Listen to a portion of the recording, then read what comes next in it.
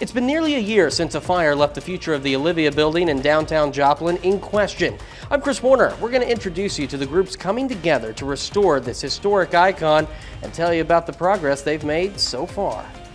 And local health professionals look to dispel some confusion over COVID-19 booster shots. The 4 states' most watched news starts now. Nearly a year after a fire at the 5th floor of Joplin's historic Olivia building, the structure's future is looking bright. This is KOAM News at 10.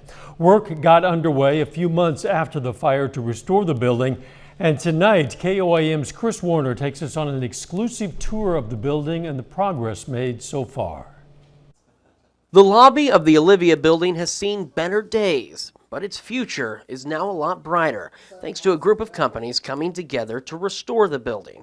The goal, to turn it into market-rate apartments ranging from 1 to 3 bedrooms.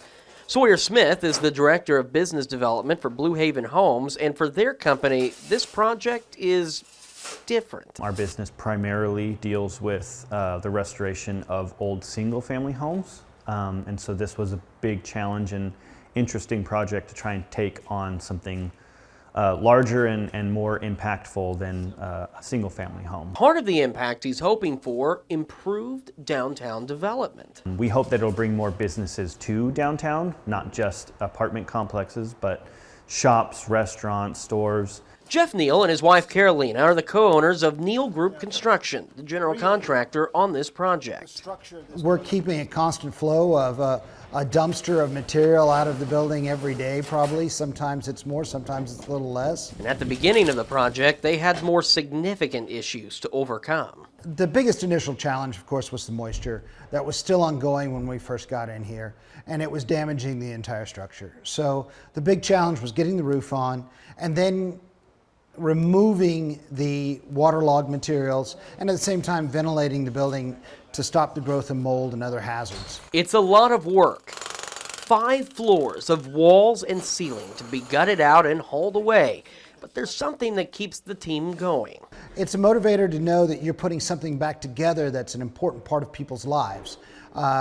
There's a huge number of people who lived here through their college years or whose parents brought them home to this building as babies, and for 120 years this has been an important part of Joplin's history.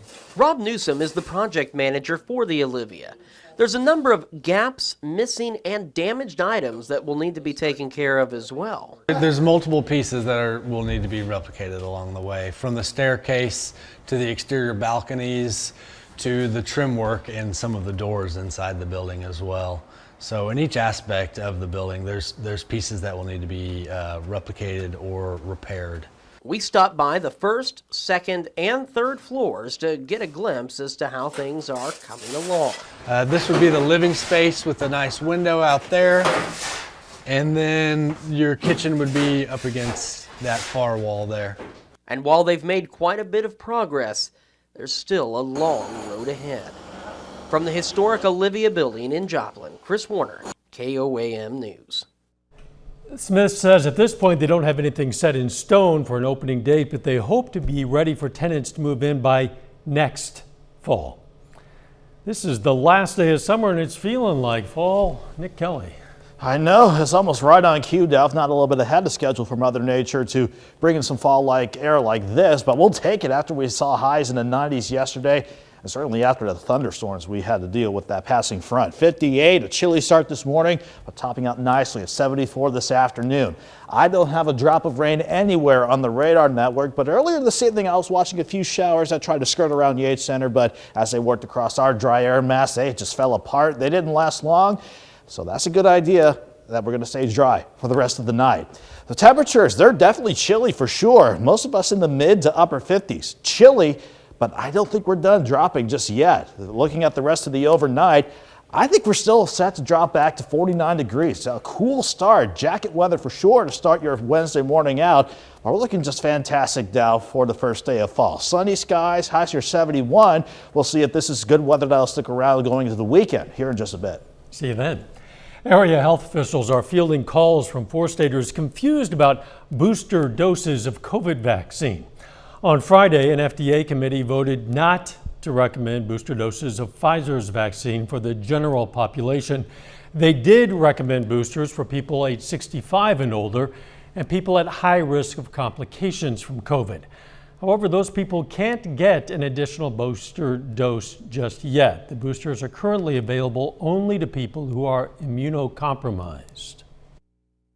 Pay attention to what you're hearing, and our local news is a great source for that. Our local health departments, our local hospitals and doctors locally, that's who I would turn to, and when they're starting to get the message out, or you can come, for your booster, that's when you really need to say, okay, it's time to do it.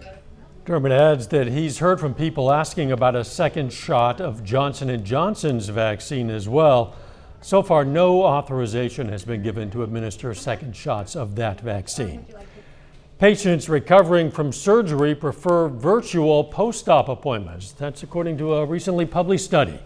Researchers studied 289 patients recovering from either appendix or gallbladder removal surgeries. The group was split into two. One visited the doctor in person for a post-op appointment, while the other had a virtual appointment. Each group was surveyed on their experience, and the group given a telemedicine appointment reported a more positive experience, with 79% of them saying they would opt for a virtual visit in the future. In-person patients had complaints, including the commute, finding parking, and the wait. The defense for a Joplin murder suspect tries to make its case for a lesser charge as that trial enters its second day. Stephen Thompson is accused of shooting his estranged wife and another woman in 2015. Carissa Gerard died from her injuries. Thompson's estranged wife, Christina Thompson, survived but was critically injured. Stephen Thompson is charged with first-degree murder, first-degree domestic assault, and 2 counts of armed criminal action.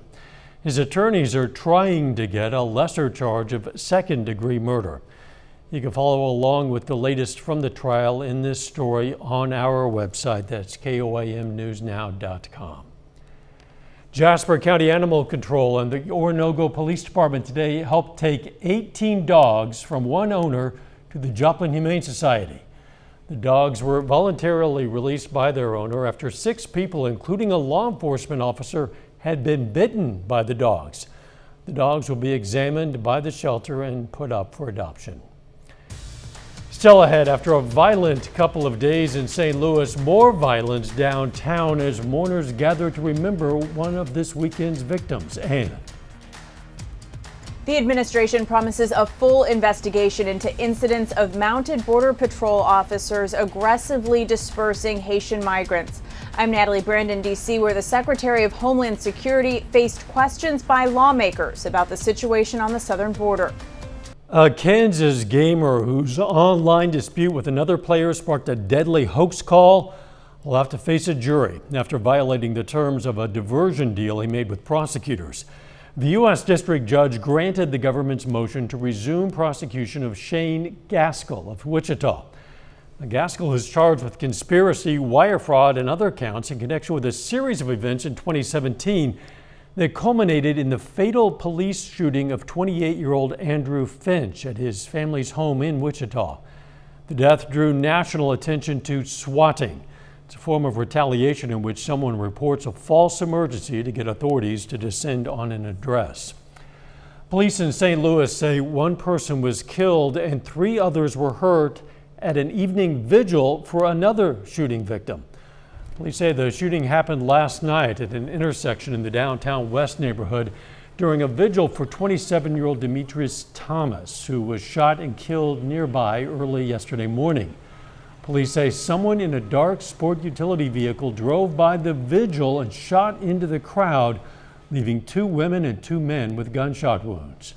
1 man died at the scene, and the other 3 were taken to a hospital with injuries not believed to be life-threatening. Outrage is growing over footage that shows U.S. agents rounding up Haitian migrants at the southern border. Homeland Security Secretary Alejandro Mayorkas today said he believes there are now fewer than 10,000 migrants still encamped at Del Rio. An additional 600 agents were sent in to help with the crisis, and deportation flights to Haiti have been ramped up. Natalie Brand reports from the White House.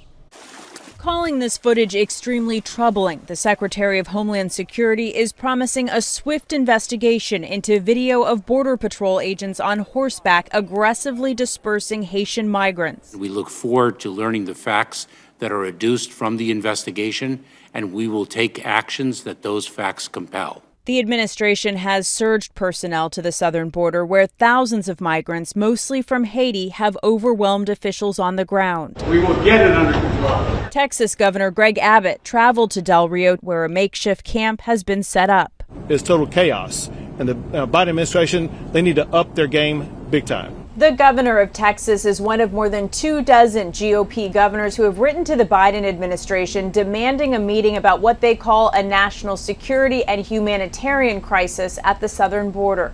One day after his visit to Del Rio, DHS Secretary Alejandro Mayorkas faced tough questions from a Senate committee. You don't think you've played any role, and your policies have played any role in fostering and fomenting this crisis? Senator, what we are learning from our interviews with individuals is they are receiving false information and misinformation from the smuggling organizations. Many of the migrants came to the border after first leaving Haiti for parts of South or Central America. The Biden administration, using a pandemic-era health rule, is expelling most of them, ramping up deportation flights in what could be one of the largest mass expulsion of migrants from the U.S. in decades. Natalie Brand, CBS News, the White House.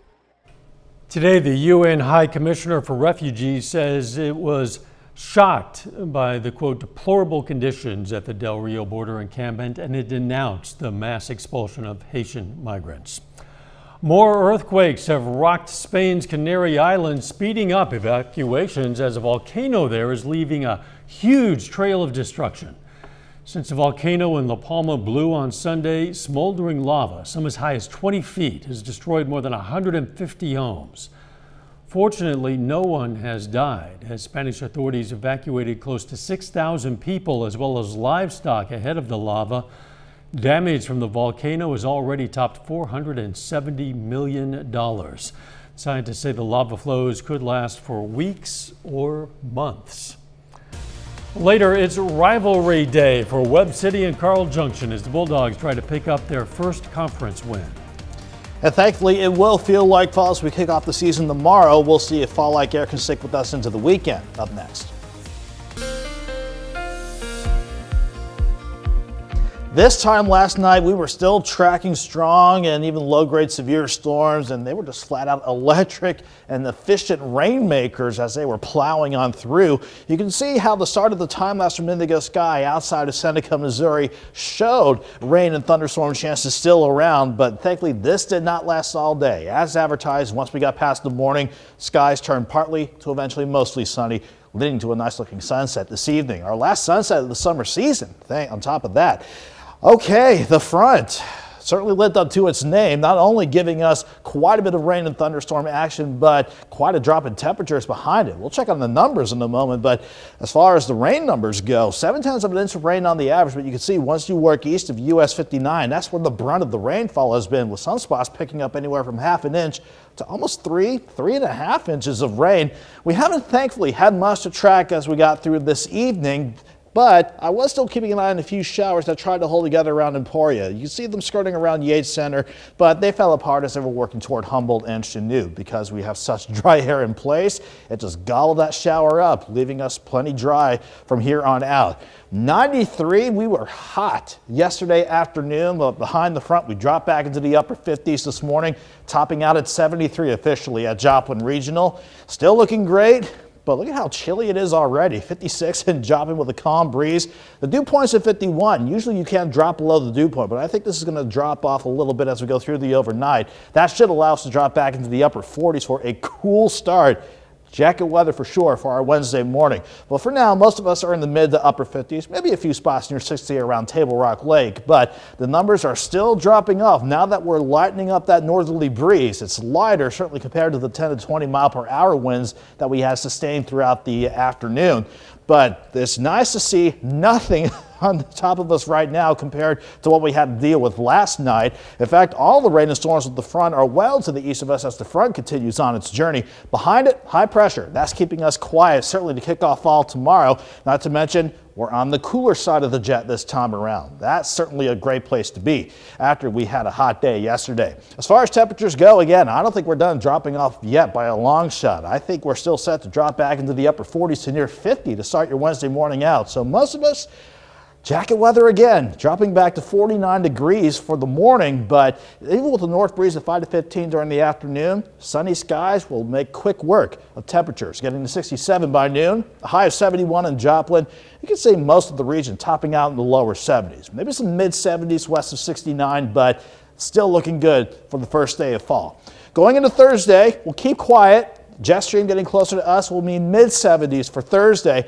Once we get into Friday and Saturday, though, the jet stream on top of us will send highs back at least into the mid-80s, but we'll have to bounce back in the lower 90s for Sunday and Monday before this upper low could try to give us a random shower or storm late in the day on Tuesday. We'll worry about that return of heat later on, Dal, but let's enjoy tomorrow. Sunny skies, a high of 71, 76 Thursday, some chilly nights before we head back into the mid-80s for this weekend. Certainly no need for the air conditioner tomorrow. Oh, no, certainly not.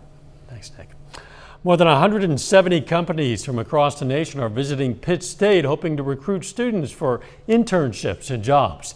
The event's called Company Days. Today, 107 companies focused their recruitment efforts on construction engineering, electrical technology, and safety management, among others.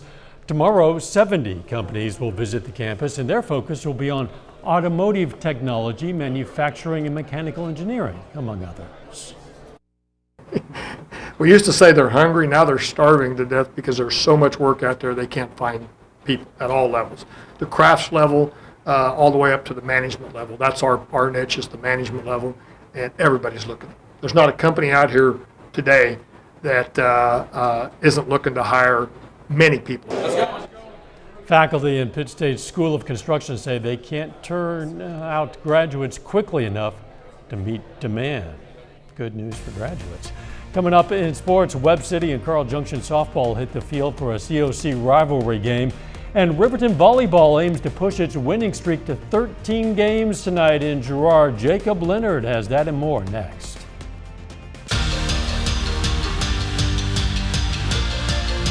Today is rivalry day for Webb City and Carl Junction softball. The two teams meet today in Webb City in a COC matchup. Now the Cards 2-2 in the league, while the Bulldogs try to pick up their first conference win. Top of the first, Peyton Hawkins with a runner on. Hammers it out to the left. 2-run jack for the senior. Webb City gets 3 in the top of the first. CJ gets runners on first and third in the bottom half, but freshman Laney Taylor gets out of it with a strikeout. Then in the second, Taylor again, another strikeout. It's 3-0 going to the third. Now in the third, senior Kaylin Gilbert adds to the Webb City lead. Over the fence in center, makes it 4-0. Hannah Cole limits the damage here, finishes the inning with a strikeout, but Webb City gets 16 hits, 15 runs, going on to beat CJ 15-3. The Joplin Eagles face Ozark this afternoon. Eagles trying to pick up their third straight win. This one was a good one, but Joplin falls 4-3. Eagles are back in action on Thursday at Republic. And one more out of the COC, Neosho on the road against Carthage today, aiming for their 5th win in 6 games. Carthage, though, 6 runs in the 6th inning, pulling away from Neosho 7-2. The St. Louis Cardinals are one of the hottest teams in baseball right now. The Cards have won 9 straight games and have a 3-game lead for the second wild card spot in the National League. Now tonight, St. Louis hits the field for Game 2 of their series against the first-place Brewers. That one was a good one until the end, but the Cards come out on top 2-1. Tommy Edman goes 2 for 3 on the night with an RBI. American League now Game 3 of a 4-game series between the Royals and Indians. In the first, gets away from Andrew Benintendi there. 3 runs score. Cleveland up 3-0 early. Second inning, more from the Indians. Ernie Clement takes this one out for the solo shot. The Royals now find themselves in a 4-run hole. The good news is they didn't get shut out. In the 7th, Hunter Dozier sends it over the wall for a solo homer, his 15th. But that's all they get. The Royals fall in this one 4-1. Well, the Riverton Rams have been one of the most dominant volleyball teams in the area this fall. The Rams are 18-1 coming into the night, including winning 11 straight. Now, Riverton plays a triangular tonight with Girard and Columbus. And the Rams got by Girard first, trying to push their winning streak to 13 here against the Titans. J.C. Thomason gets this one down here. Riverton up in the first. Other side, Columbus sticking around. Lexi Stone finds the empty spot. Then Faith Henry flies in for the kill for the Titans. Riverton, though, would finish it off. Olivia Parker cross court to the other corner. Riverton tops Columbus in 2 sets. The Rams now 20-1 overall, winning 13 in a row. We were highly motivated. We haven't won the league in Riverton since 1991. That's 30 years. So it's a big thing for us this year, one of our goals. And this was a big step for us to knock off Girard because we know they're a quality team. They've got some strong players. And that's a look at sports. We're back with more news after this. We take time now to honor a local veteran. Corporal Cody Wilson served in the U.S. Army. His hometown, Erie, Kansas. And we are proud to salute Corporal Cody Wilson. He's tonight's 4-state hero. This is not a night to leave the windows open because it's going to be chilly out there. Unless you've been waiting for this weather and you really like it chilly, we'll drop back into the upper 40s first thing in the morning, but a nice jump to 71. Not bad for the first day of fall tomorrow. We'll still hold in the mid-70s Thursday. We'll go back into the mid-80s to start the weekend now, but at least we keep dry for the next several days. Upper 40s tonight. You get up in the morning and you're going to feel the chill in the air. Chilly night. You bet. Final sports note. Riverton's J.C. Thomason passed 1,000 kills in her high school volleyball career last week. She's just a junior, already has an offer from Pittsburgh State. We're going to have her story right here tomorrow night at 6. Looking forward to that. Thanks for joining us. Don't forget our morning show, and let's make it a great tomorrow.